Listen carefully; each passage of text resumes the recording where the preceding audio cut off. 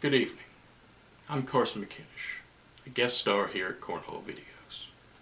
I'd like to invite you all to spend this evening with me away from the usual, more nonsensical affairs of this channel and come with me on a tale of dark horror for this All Hallows Eve that we're sharing. I've come this evening to bring you two classic horror tales from two very old and quite different authors. So please sit back, close your eyes, and enter the theater of the mind. The Right Hand of Doom, taken from the Savage Tales of Solomon Kane by Robert E. Howard. And he hangs at dawn! The speaker smote his thigh resoundingly and laughed in a high-pitched, grating voice. He glanced boastfully at his bearers and gulped the wine which stood at his elbow. The fire leapt and flickered in the taproom fireplace, and no one answered him. "Roger Simeon, the necromancer," sneered the grating voice. "A dealer in the diabolic arts, a worker of black magic. My word, all his foul power could not save him when the king's soldiers surrounded his cave and took him prisoner. He fled when the people began to fling cobblestones at his windows and thought to hide himself and escape to France. His escape shall be at the end of a noose. A good day's work, say I." He tossed a small bag on the table where it clinked musically. "The price of a magician's life," he boasted. "What say you, my sour friend?" This last was addressed to a tall, silent man who sat near the fire. This man, gaunt, powerful, and somberly dressed, turned his darkly pallid face toward the speaker and fixed him with a pair of deep, icy eyes. "I say," said he, in a low, powerful voice, "that you this day have done a damnable deed.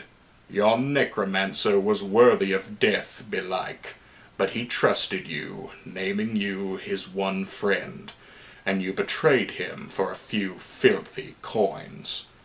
Methinks you will meet him in hell some day." The first speaker, a short, stocky, and evil-faced fellow, opened his mouth as if for an angry retort, and then hesitated. The icy eyes held his for an instant. Then the tall man rose with a smooth, cat-like motion and strode from the tap-room in long, springy strides. "Who is yon?" he asked the boaster resentfully. "Who is he to uphold magicians against honest men? By God, he's lucky to cross words with John Redley and keep his heart in his bosom." The tavern keeper leaned forward to secure an ember for his long-stemmed pipe and answered dryly. "And you be lucky too, John, for keeping that mouth shut.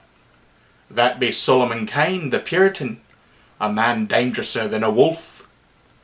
Redley mumbled beneath his breath, muttered an oath, and sullenly replaced the money bag in his belt. "Are you staying here tonight?"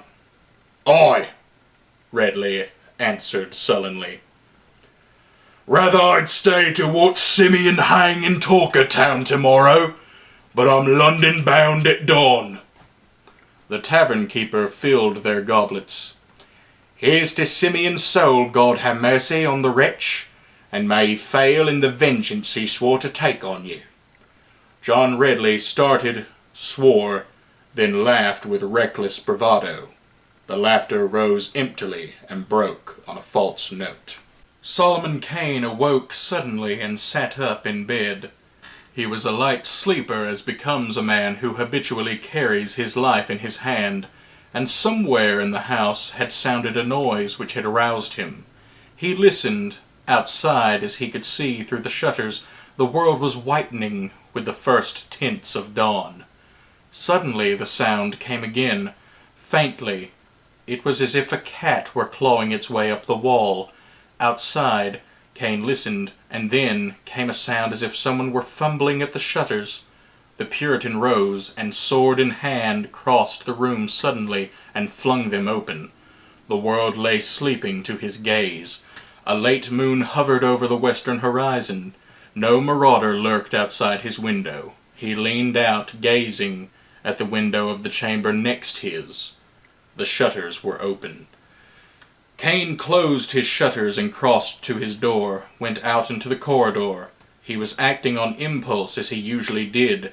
These were wild times. This tavern was some miles from the nearest town. Bandits were common.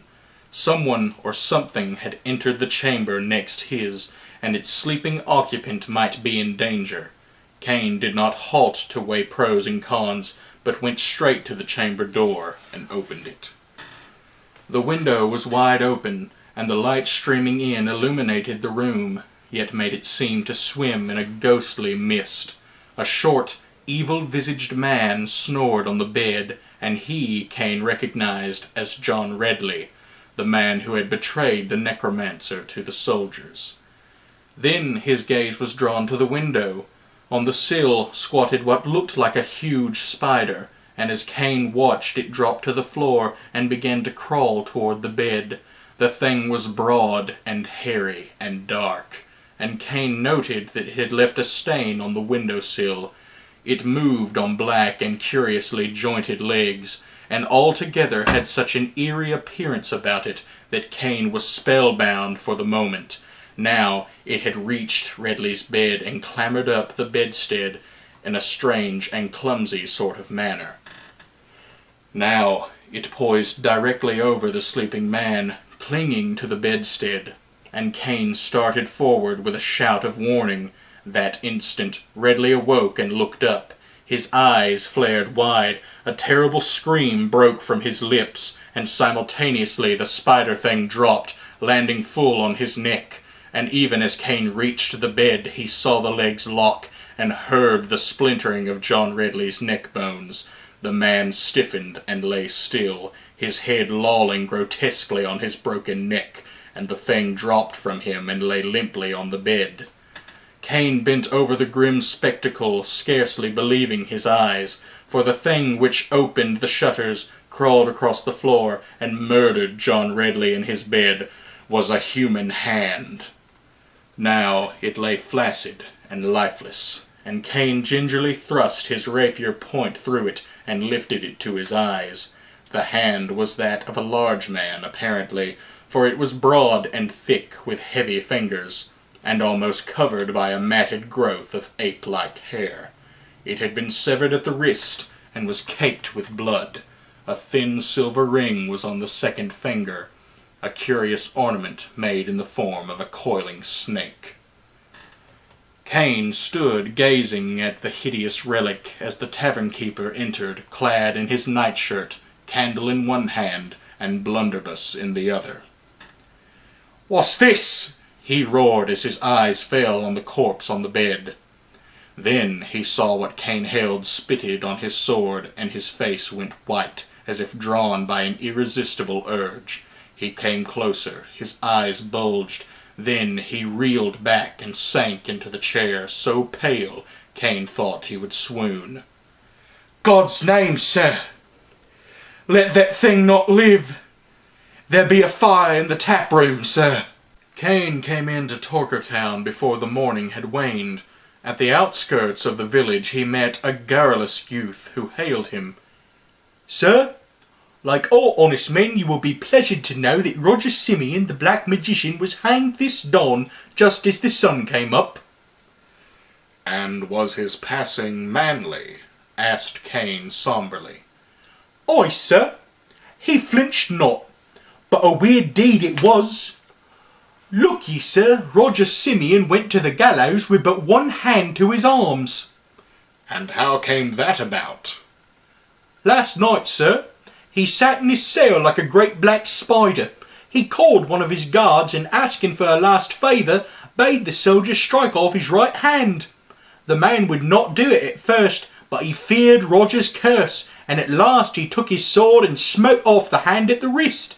Then Simeon, taking it in his left hand, flung it far through the bars of his cell window, uttering many strange and foul words of magic. The guards were sore afraid, but Roger offered not to harm them, saying he hated only John Redley that betrayed him. And he bound the stump of his arm to stop the blood, and all the rest of the night he sat as a man in a trance, and at times he mumbled to himself as a man that unknowingly talks to himself. Oh, sir, 'twas a grisly thing to hear him, and they say, to see him crouching over that bloody stump of his arm. And as dawn was grey, they came and took him forth to the gallows, and as they placed the noose about his neck, suddenly he writhed and strained as with an effort, and the muscles in his right arm, which lacked the hand, bulged and creaked as though he were breaking some mortal's neck. Then, as the guard sprang to seize him, he ceased and began to laugh, and terrible and hideous was his laughter, and he bellowed out until the noose broke it short, and he hung black and silent in the red eye of the rising sun. Solomon Kane was silent, for he was thinking of the fearful terror which had twisted John Redley's features in that last swift moment of awakening and life ere doom struck. And a dim picture rose in his mind, that of a hairy severed hand crawling on its fingers like a great spider, blindly through the dark night-time forest, to scale a wall and fumble open a pair of bedroom shutters. Here his vision stopped, recoiling from the countenance of that dark and bloody drama. What terrible fires of hate had blazed in the soul of that doomed necromancer, and what hideous powers had been his to so send that bloody hand groping on its mission, guided by the magic and will of that burning brain. Yet to make sure, Solomon asked, "And was the hand ever found?" "Nay, sir. Men found the place where it had fallen when it was thrown from the cell, but it was gone, and a trail of red led into the forest. Doubtless a wolf devoured it." "Doubtless," answered Solomon Kane. "And were Simeon's hands great and hairy, with a ring on the second finger of the right hand?" "Aye, sir. A silver ring, coiled like unto a snake." The end. Happy Halloween! Y'all remember to like, comment, and subscribe for more of this. Carson really twisted our arm on this one, y'all. Dagon by Hp Lovecraft. I am writing this under an appreciable mental strain, since by tonight I shall be no more. Penniless and at the end of my supply of the drug, which alone makes life endurable. I can bear the torture no longer, and shall cast myself from this garret window into the squalid street below. Do not think from my slavery to morphine that I am a weakling or a degenerate. When you have read these hastily scrawled pages, you may guess, though never fully realize, why it is that I must have forgetfulness or death. It was in one of the most open and least frequented parts of the broad Pacific that the packet of which I was supercargo fell a victim to the German sea raider. The Great War was then at its very beginning, and the ocean forces of the Hun had not completely sunk to their later degradation, so that our vessel was made a legitimate prize, whilst we of her crew were treated with all the fairness and consideration due to us as naval prisoners. So liberal indeed was the discipline of our captors that 5 days after we were taken, I managed to escape alone in a small boat with water and provisions for a good length of time. When I finally found myself adrift and free, I had but little idea of my surroundings. Never a competent navigator, I could only guess vaguely by the sun and stars that I was somewhat south of the equator. Of the longitude I knew nothing, and no island or coastline was in sight. The weather kept fair, and for uncounted days I drifted aimlessly beneath the scorching sun, waiting either for some passing ship, or to be cast on the shores of some habitable land. But neither ship nor land appeared, and I began to despair in my solitude upon the heaving vastness of unbroken blue. The change happened whilst I slept. Its details I shall never know, for my slumber, though troubled and dream-infested, was continuous. When at last I awakened, it was to discover myself half sucked into a slimy expanse of hellish black mire, which extended about me in monotonous undulations as far as I could see, and in which my boat lay grounded some distance away.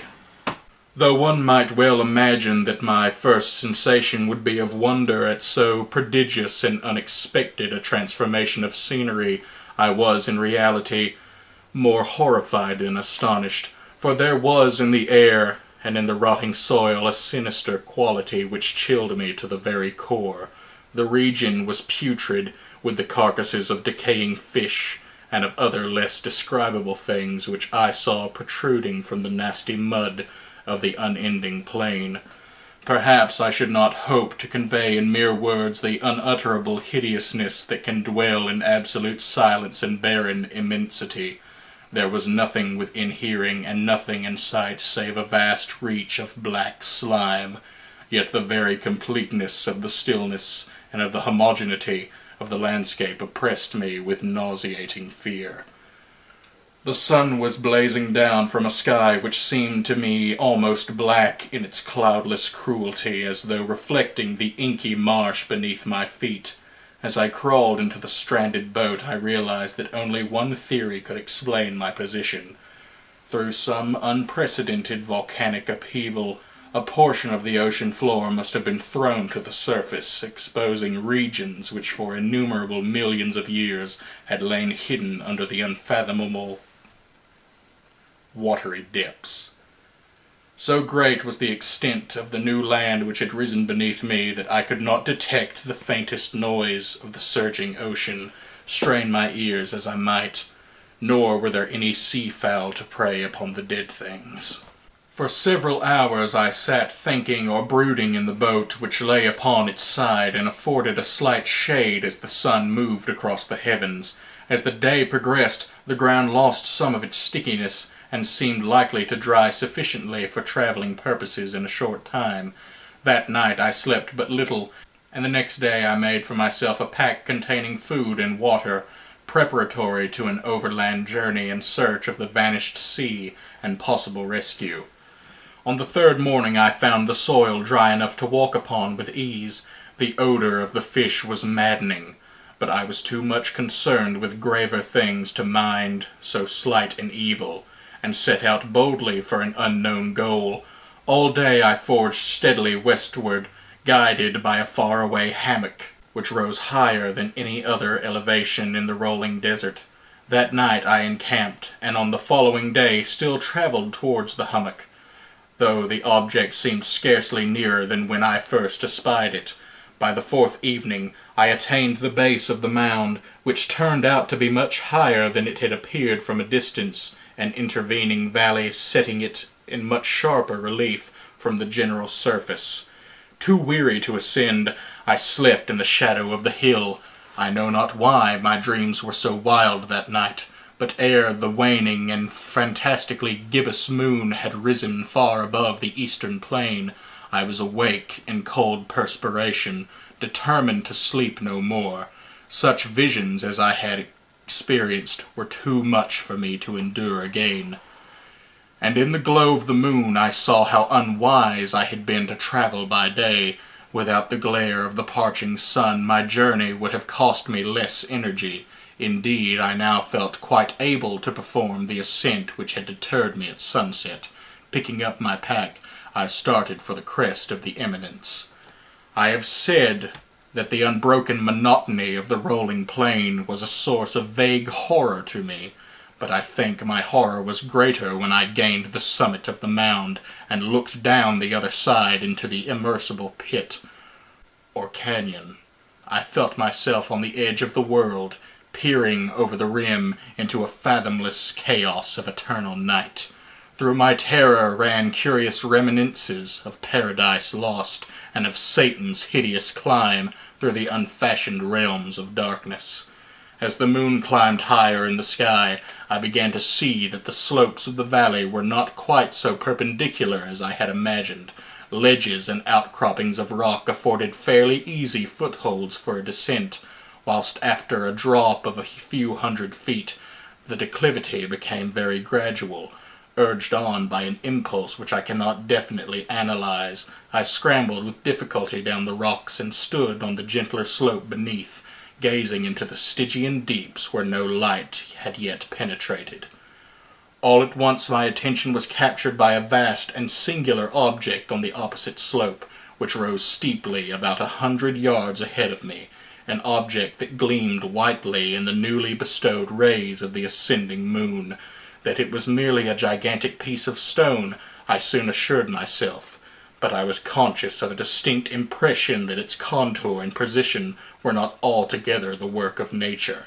A closer scrutiny filled me with sensations I cannot express, for despite its enormous magnitude and its position in an abyss which had yawned at the bottom of the sea since the world was young, I perceived beyond a doubt that the strange object was a well-shaped monolith, whose massive bulk had known the workmanship and perhaps the worship of living and thinking creatures.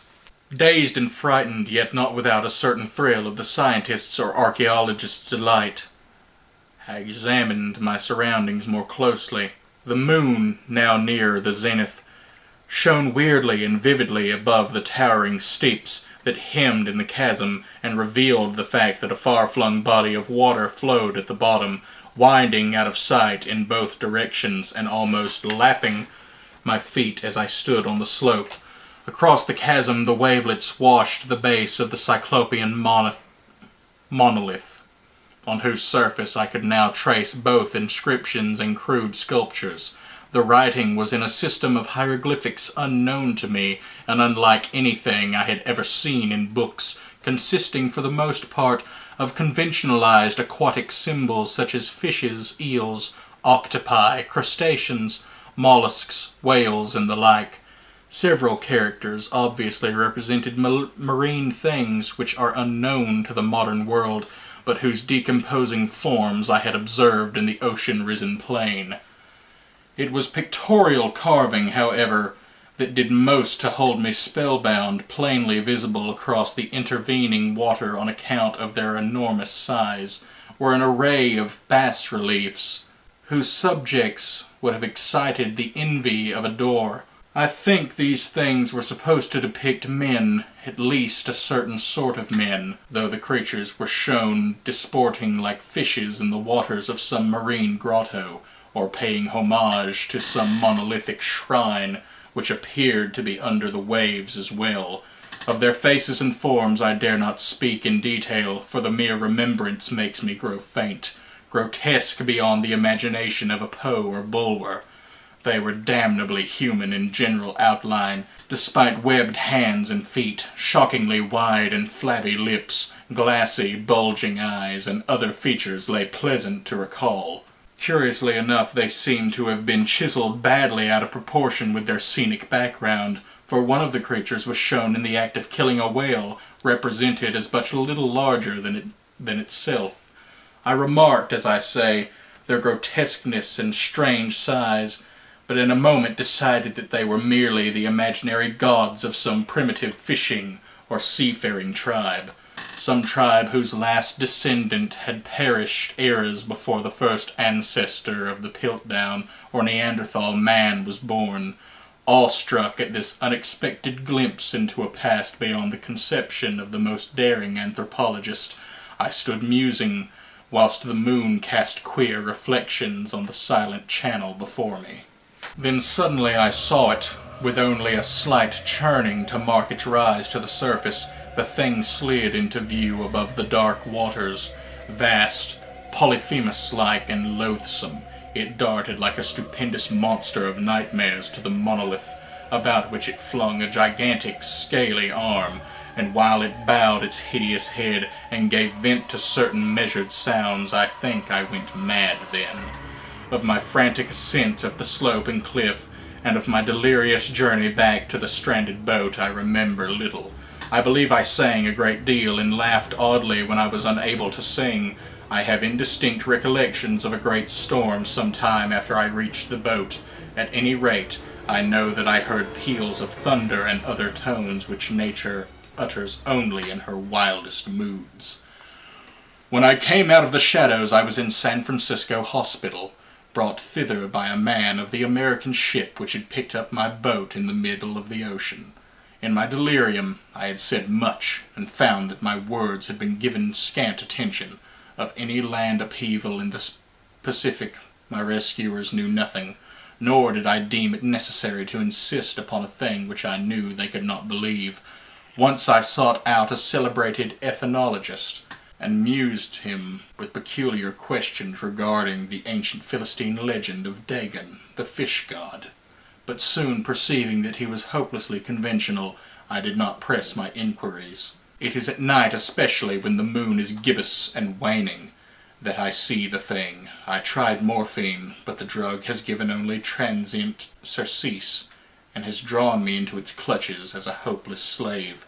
So now I am to end it all, having written a full account of the information, or the contemptuous amusement of my fellow men. Often I ask myself if it could not have all been a pure phantasm, a mere freak of fever as I lay sun-stricken and raving in the open boat after my escape from the German man-of-war. This I ask myself, but ever does there come before me a hideously vivid vision in reply.